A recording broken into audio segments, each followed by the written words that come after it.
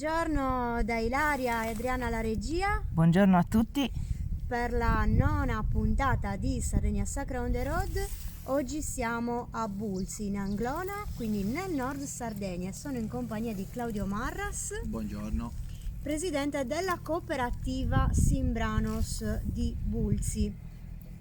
Oggi faremo un itinerario proprio nel territorio di Bulzi, spaziando dal Medioevo alla preistoria e protostoria. Giusto Claudio? Dacci un'anticipazione dell'itinerario di oggi. Sì, oggi partiremo dalla chiesa di San Pietro delle Immagini, dove ci troviamo ora, e poi ci sposteremo nel nord del territorio comunale, quasi al confine, per visitare la cinta megalittica che si chiama Monte Pedro Longo. Poi da lì ci rispostiamo nel lato meridionale, dove andremo a vedere il nuraghe Sarula, quindi come diceva Ilaria, dal Medioevo fino all'epoca nuragica. Sì, anche il territorio di Bulzi infatti è un territorio ricchissimo di testimonianze storiche e archeologiche, anche poco conosciute. Infatti è un'altra di quelle zone che diciamo è un po' fuori dagli itinerari turistici più noti, ma non per questo meno interessante da visitare. Ma ve ne parleremo dopo la sigla.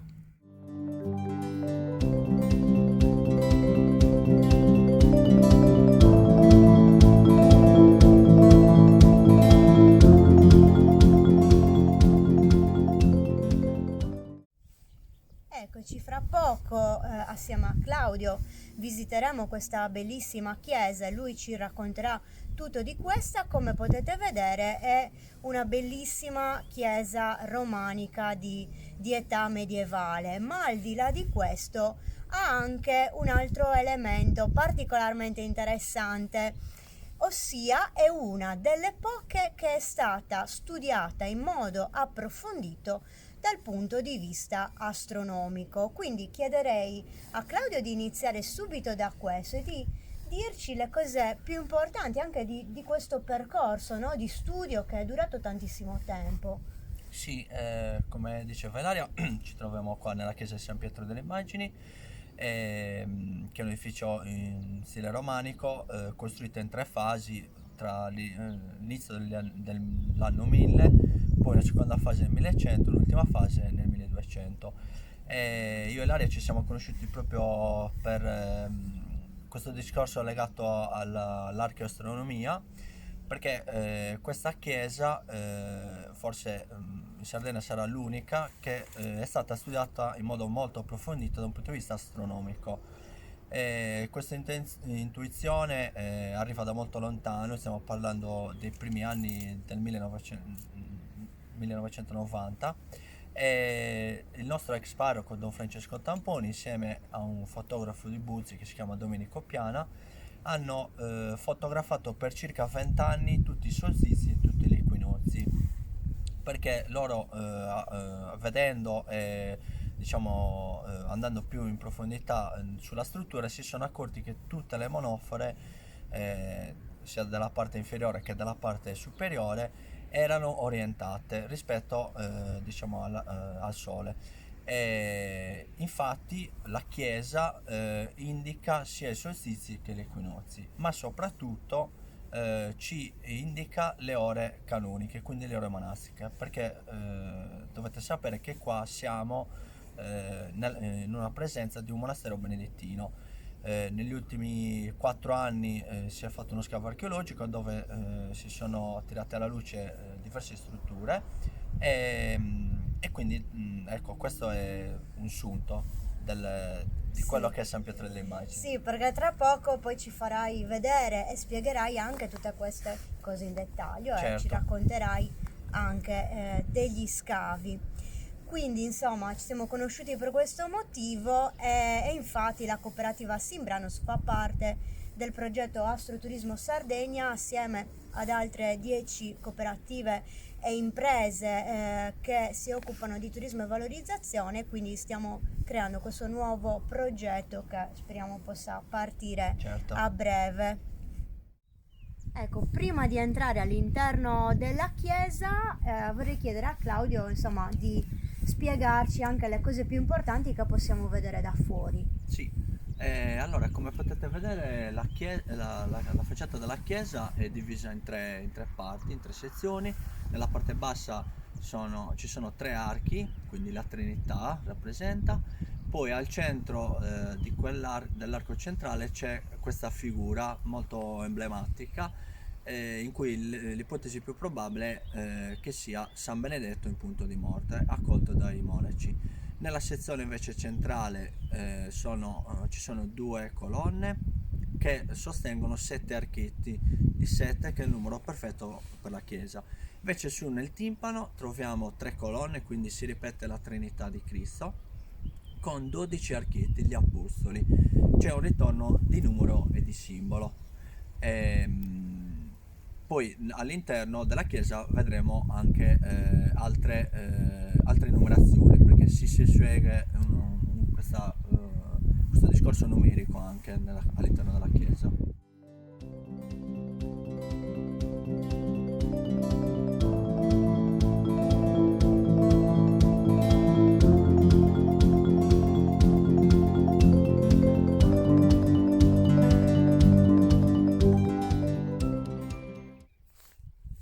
Ecco, Claudio, stavamo dicendo che la chiesa è stata costruita in 3 fasi, giusto? Giusto, sì, infatti come potete vedere qua nel letto meridionale della chiesa si vede proprio molto in dettaglio. Nella parte bassa è la prima fase, quindi 1050, poi la parte intermedia 1100 e poi come potete vedere c'è quel taglio netto dove si vede proprio la mensola dell'imposta fino all'ultima fase che è quella successiva al 1200. Infatti proprio in quella fase c'è stata la realizzazione delle monofore che vi dicevo prima.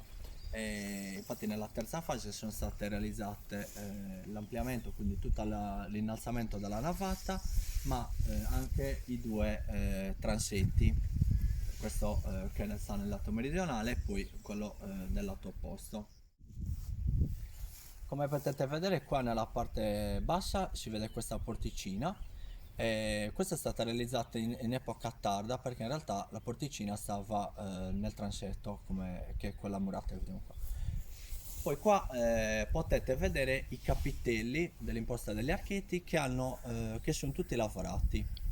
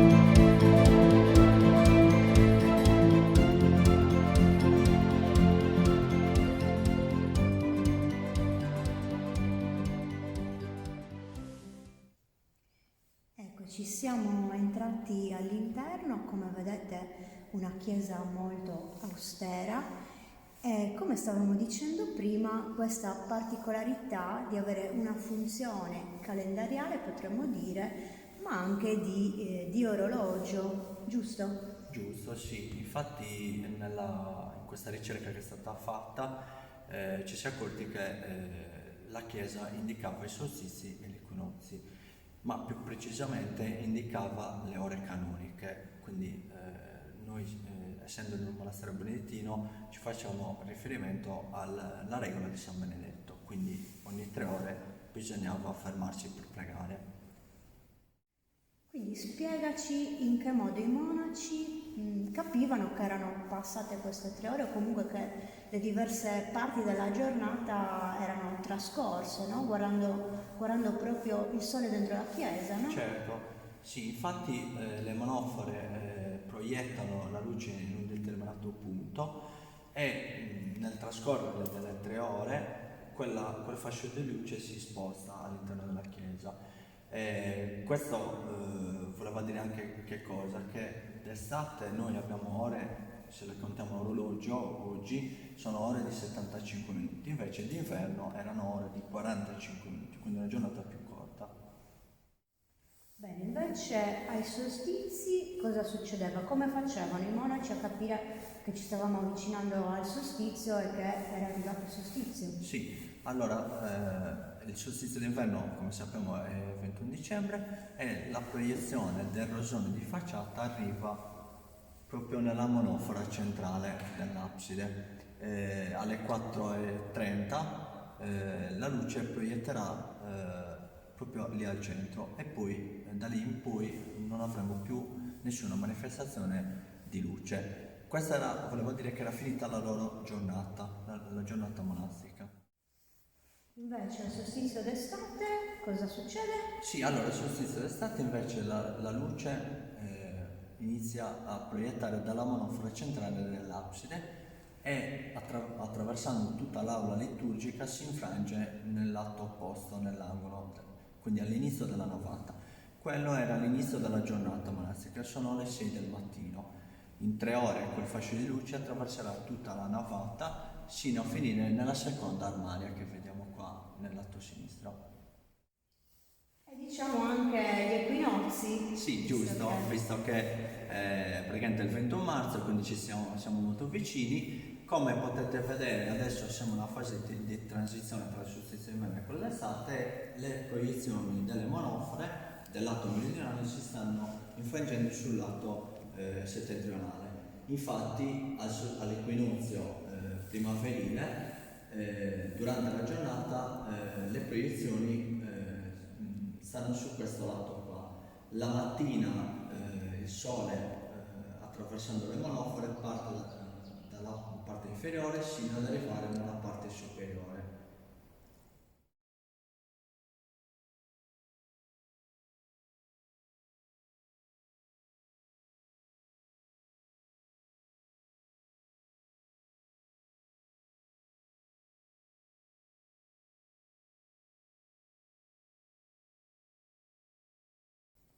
Allora, come potete vedere qua è presente una copia fotografica del gruppo Ligneo che oggi si trova nella chiesa parrocchiale di Buzzi, perché fino agli anni 50 era custodita all'interno di questa chiesa. Infatti la chiesa, oltre al nome San Pietro dell'Immagine che proviene dalla metà del 1500, nella tradizione popolare si chiama Su Rughe Fisu, il crocifisso, perché prende il nome dall'opera d'arte. Il gruppo Ligneo di Buzzi è stato datato dagli studiosi del 1220-1230 in legno di Pioppo e rappresenta l'ascensione di Cristo. Bene, tutto interessantissimo. Volevo chiedere a Claudio cosa sono invece queste 2 travi di legno. Sì, allora queste 2 travi che vediamo qua nella navata sono le 2 travi originali che si trovavano nel tetto. Come potete vedere, ognuna delle 2 è presente un'iscrizione miniata. In questo ultimo convegno che abbiamo organizzato a ottobre del 2020, il professor Tedeschi ha portato la traduzione completa dell'iscrizione. In questa iscrizione viene citato il vescovo Nicolaus. Poi andando a recuperare i dati nell'archivio diocesano abbiamo avuto la conferma, infatti si chiamava Nicolaus Galileo. Ma la cosa più interessante è che nell'iscrizione è presente una data che è il 1462 e il maestro, come infatti lui stesso si indicò, maestro Leonardus, era il maestro Leonardo, quindi sicuramente l'operaio, comunque il capocantiere che ha realizzato il restauro. Quindi il primissimo restauro di San Pietro delle Immagini è avvenuto nel 1462 e a susseguirsi di questo nei secoli quello diciamo più vicino alla nostra epoca è quello del 1902 che è stato realizzato da Dionigi Scano.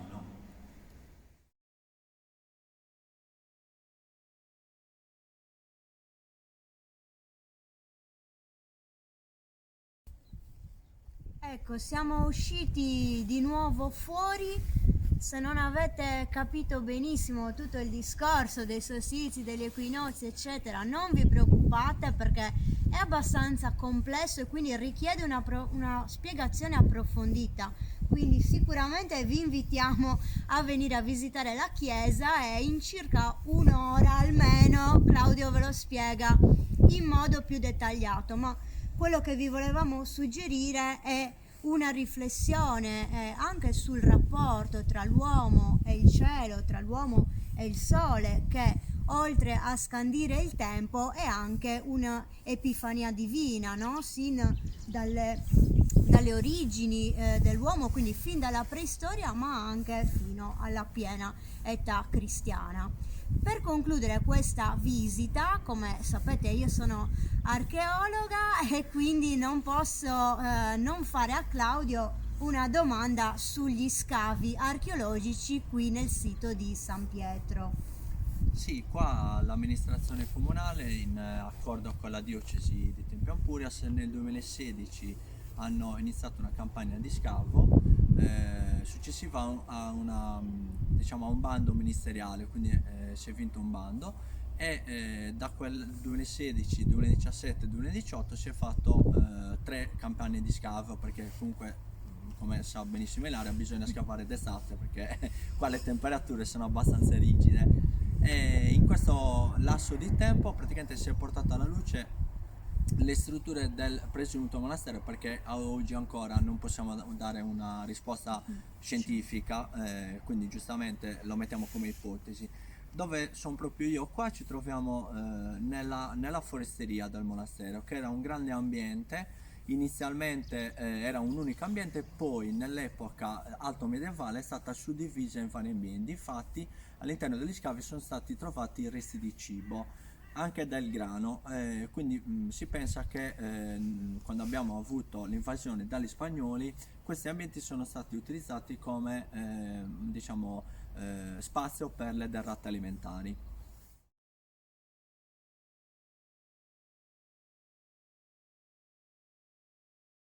Bene, quindi mi stavi dicendo che se va tutto bene riprenderete anche le indagini archeologiche, giusto Claudio? Sì, infatti se tutto va bene quest'anno se riusciamo dovremo ripartire con gli scavi archeologici. Infatti qua ci troviamo in un'area dove da un primo sondaggio c'è la probabilità che qua ci fossero le cucine del monastero. Infatti come vedete qua è stato fatto proprio un saggio di pulizia per vedere che cosa stava sotto. Qua c'era circa un pochino di terra, quindi abbiamo tirato su le strutture come le vedete e come potete vedere ci sono diverse fasi, c'è una stratificazione molto importante, quindi qua va fatto proprio uno scavo abbastanza importante, ecco. Bene, siamo in chiusura di questa bellissima visita alla chiesa di San Pietro che vi invitiamo a visitare di persona e adesso ci spostiamo. Quindi Claudio, dove ci porti? Sì, ora vi porterò a nord del territorio comunale alla cinta megalitica di Monte Pedrolongo.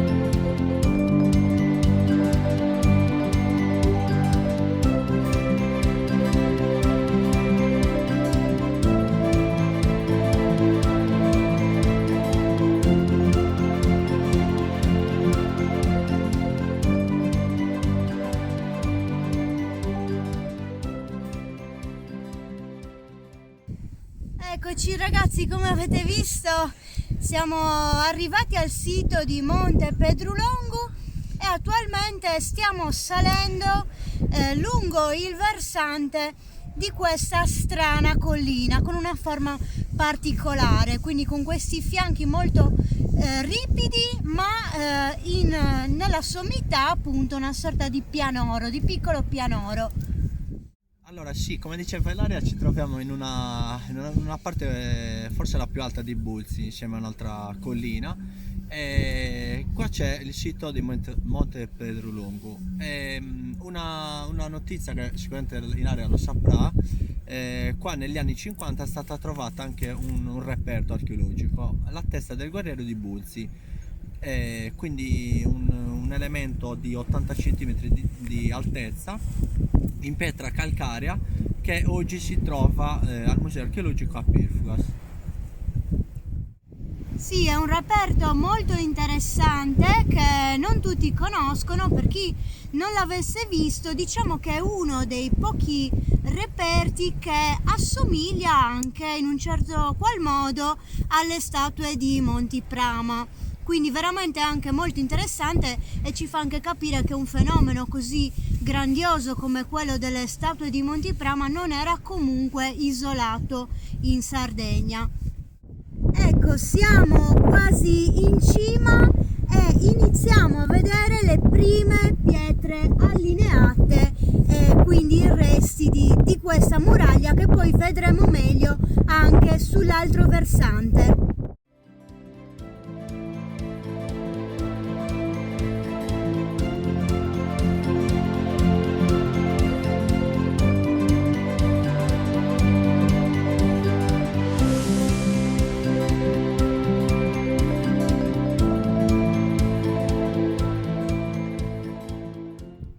Ecco, come vedete siamo arrivati in cima a questo pianoro trachitico.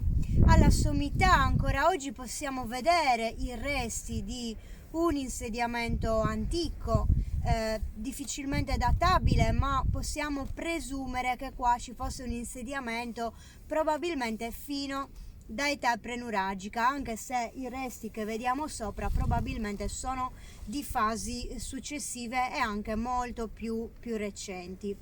Allora, qui invece vediamo uno dei tratti, diciamo, più leggibili di questa muraglia megalitica che cingeva tutta la sommità del pianoro e che normalmente è datata a età prenuragica. Qua comunque non sono stati svolti degli scavi archeologici approfonditi, ma sarebbe anche ovviamente molto interessante farli, come per tutti i siti. E praticamente è molto interessante questo sito perché chiaramente qua siamo in una zona che non ha grandi alture, come vi diceva Claudio. Questo è uno dei punti più alti di tutto il territorio comunale e da qui si gode una vista a 360 gradi su tutto il territorio circostante, quindi chiaramente un punto, ne abbiamo parlato anche in una delle scorse puntate, no? Di questi luoghi così particolari nel paesaggio, questi luoghi alti che sicuramente avranno colpito i nostri lontani antenati, oltre che per la loro possibile quindi funzione anche abitativa, ma probabilmente anche per tutta una serie di significati simbolici che gli potevano attribuire, quale luogo alto, quindi anche quale luogo sacro potremmo dire. Chiaramente come sempre, non avendo dati di scavo e dati più dettagliati, non possiamo spingerci troppo oltre con le interpretazioni e le ipotesi.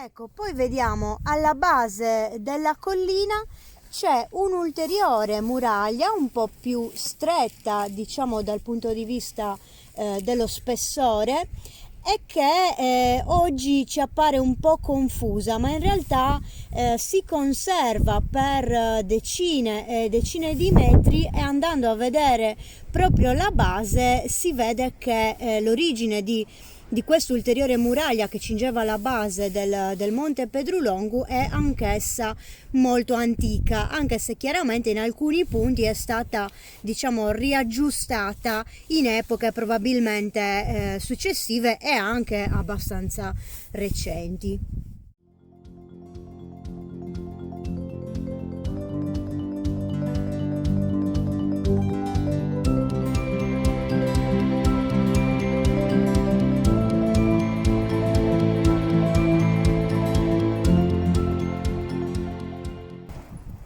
Prima di scendere ci siamo spostati sul versante settentrionale del Monte Pedrulongu, praticamente uno dei lati brevi di questa ellisse che disegna la sommità di questa collina di trachite, e qui abbiamo uno dei tratti più leggibili di questa muraglia. Infatti qua sono conservati ben 4 filari di blocchi sovrapposti, come potete vedere.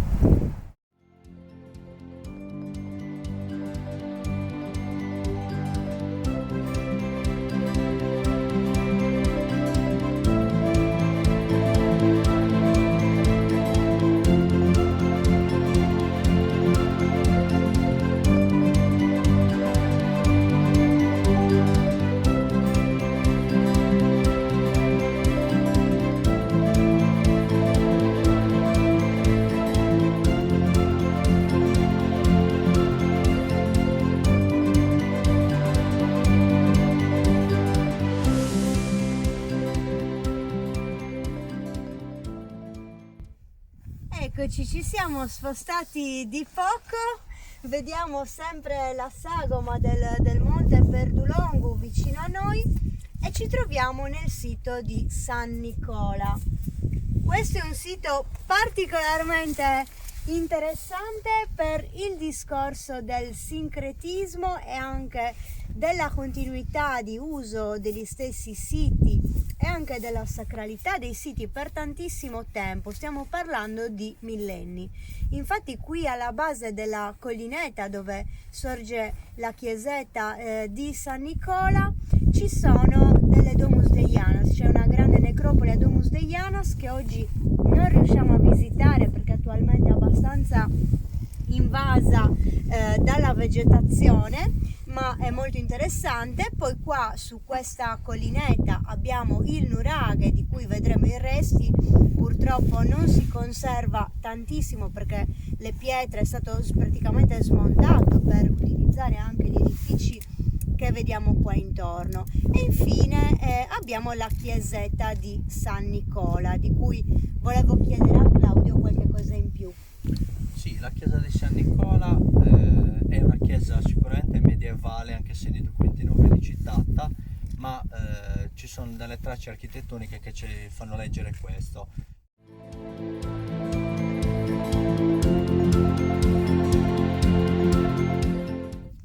Ecco, siamo arrivati a quello che resta del nuraghe San Nicola.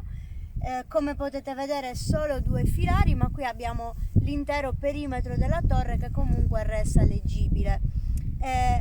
Chiaramente qua l'interesse sta anche proprio nel fenomeno del riuso di cui abbiamo parlato, quindi in pratica questo nuraghe è stato smontato pietra per pietra e le pietre chiaramente sono state riutilizzate. Questo è un fenomeno storico naturale, quindi non ci dobbiamo stupire più di tanto, ma adesso ci sposteremo in un altro sito dove vediamo un nuraghe meglio conservato e quindi anche più leggibile. Quindi dove andiamo, Claudio, adesso? Sì, adesso andiamo al nuraghe Sarula, che dista qua in linea d'aria circa un 500 metri. Andiamo.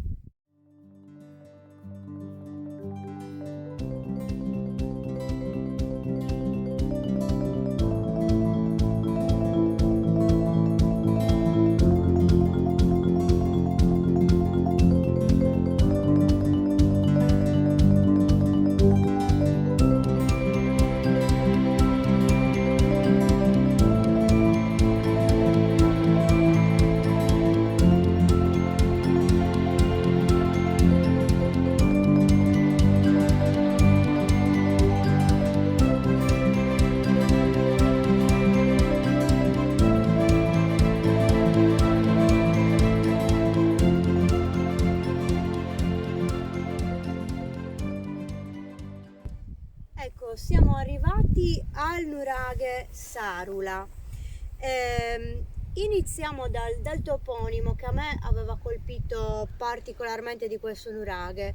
Sarula, quindi S apostrofo Arula, oppure Saarula, ho trovato anche in cartografia. Quindi penso che questo possa riferirsi alla presenza di un altare o comunque in qualche modo di un luogo sacro. Allora, questo nuraghe, nonostante sia in precarie condizioni, comunque si conserva abbastanza discretamente, anche se come vedremo anche qui ci sarebbe tanto da scavare.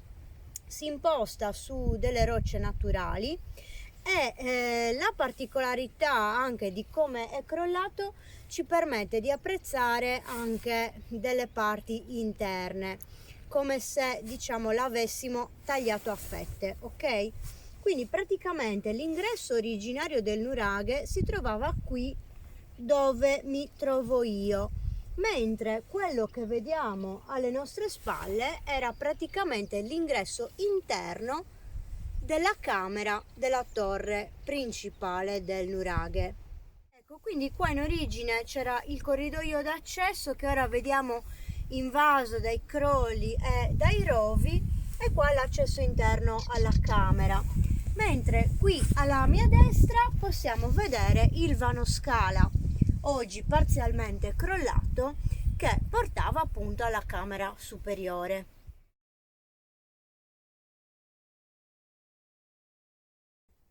Ecco, siamo entrati all'interno, bisogna un pochino abbassarsi perché c'è veramente tantissima terra, ma come potete vedere all'interno insomma si può stare tranquillamente. La camera vista così sembrerebbe quasi piccola.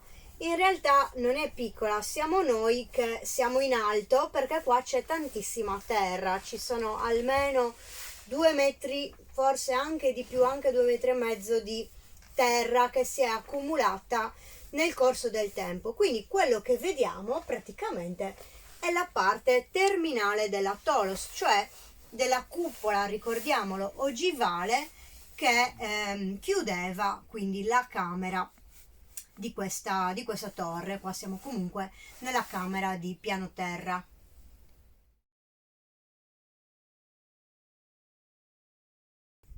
E siamo arrivati anche alla fine di questa visita, siamo quasi alla fine della puntata, ma rimangono ancora diverse cose da vedere. Dove andiamo adesso, Claudio? Sì, allora adesso ci spostiamo a Buzzi, al paese, ed entreremo nella chiesa di San Sebastiano, che è la nostra parrocchiale, dove è custodito il gruppo ligneo della Deposizione. L'opera d'arte che era fino agli anni 50 del Novecento alla chiesa di San Pietro delle Immagini.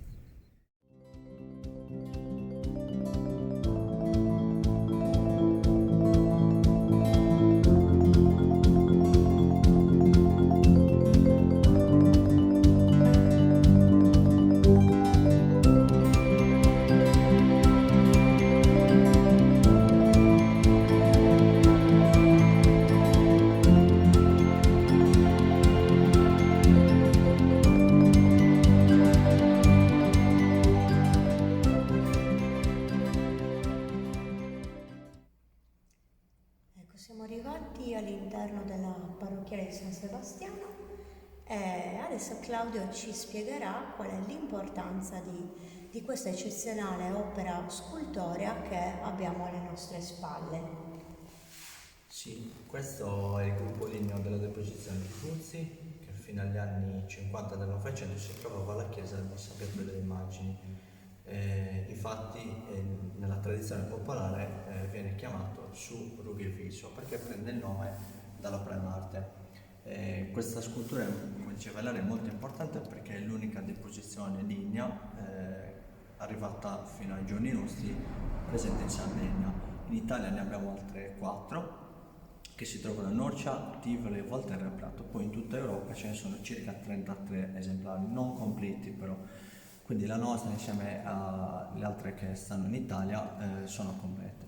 Come potete vedere le statue sono ad altezza naturale, sono in legno di pioppo e come datazione siamo 1220-1230. Al centro della scena è rappresentato il Cristo in croce, e nella parte alta della croce c'è l'angelo, poi alla destra del visitatore è San Giovanni, nella scala è Giuseppe Re Mattea e sull'estrema sinistra è presente la Madonna. Questa scena rappresenta l'ascensione di Cristo. Infatti la festa della chiesa di San Pietro delle Immagini si celebra il giorno dell'ascensione, quindi 40 giorni dopo la Pasqua. Questa tradizione noi ce la siamo portati dietro sin dall'epoca medievale e anche oggi celebriamo l'ascensione a San Pietro delle Immagini. Siamo molto fortunati perché è arrivata a noi intatta. Poi nel 1956 esattamente la deposizione è partita per Milano per il restauro al Museo Pol di Pezzoli ed è ritornata a Bulzi nel 1962, ma per questioni di sicurezza non è stata riposta nel suo luogo d'origine e quindi si è deciso di ospitarla qua nella nostra parrocchiale che è intitolata a San Sebastiano. E infine vi dico una particolarità che i colori che vedete sono quelli originali, quindi in piena epoca medievale. Bene, bellissimo anche questo e abbiamo praticamente finito. Dove andiamo adesso? Sì, adesso ritorniamo giù alla chiesa di San Pietro delle Immagini, così gusteremo il menù insieme a Ilaria e Adriana. Ed eccoci qua, siamo quasi pronti per mangiare. Sì. Claudio, raccontaci un po' qualcosa di questi piatti. Sì, allora qua c'è alcune delle piattanze di Bulzi, questa che ho di fronte qua è una zuppa di finocchi selvatici, quindi è fatta con la spianata di Bulzi che insieme a qualche altro paese qua, diciamo, del Nord Sardegna viene prodotto. Poi c'è il brodo praticamente di vegetale, quindi con i finocchi si mettono a bollire e poi quel brodo viene fatto strato per strato con il formaggio e il pane inzuppato nel brodo. Interessante. Sì. Molto interessante. Poi qua invece abbiamo il pane. Allora questo si chiama mesubane, quindi mezzo pane perché vedete che ha una forma, diciamo, di focaccia, e invece questo si chiama lottura, che praticamente sarebbe ruota praticamente, in poche parole, che sono tutti e due di grano duro. E poi qua ci sono le olive schiacciate, dei funghi e questa salsiccia di maiale. Eccoci, abbiamo fatto una bella mangiata, dico la verità. Siamo arrivati alla fine di questa puntata. Ringraziamo Claudio e la cooperativa Simbranos per aver partecipato a questa puntata, anche per averci offerto questo buonissimo pranzo. E prima di salutarci volevo chiedere a Claudio quindi quando riaprite, insomma come si potrà venire qua a visitare la chiesa di San Pietro. Ok, sì, grazie a voi prima di tutto ad essere venuti, grazie dell'invito che mi avete dato. Sì, allora la chiesa rimane aperta da aprile a ottobre, tutti i giorni, tutto il giorno, effettuiamo le visite guidate e niente, quindi adesso norme permettendo, l'idea è quella di riaprire per l'equinozio, fare un evento all'equinozio e poi dal 1° aprile, visto che Pasqua è i primi giorni di aprile, aprire nuovamente per le visite. Noi come cooperativa ci trovate il nome Simbranos sia su Facebook che su Instagram e niente, potete contattarci, poi siamo sempre qua, gli orari facciamo dalle 10 del mattino sino alle 20:30 nel periodo estivo e sino alle 19:30 per il periodo, diciamo, primaverile. E poi da quest'anno avremo anche un punto ristoro un po' più attrezzato dove potete, diciamo, degustare i prodotti di Bulzi e quindi potete anche sostare nell'area verde che è qua accanto alla chiesa dove ci troviamo noi adesso con Ilaria. E niente, vi ringrazio e vi aspettiamo presto. Grazie Claudio, grazie a tutti per averci seguito fin qui, ringraziamo tutti i nostri sostenitori.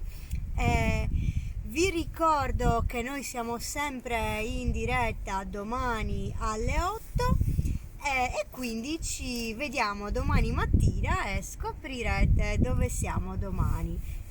Vi salutiamo. Ciao! Ciao!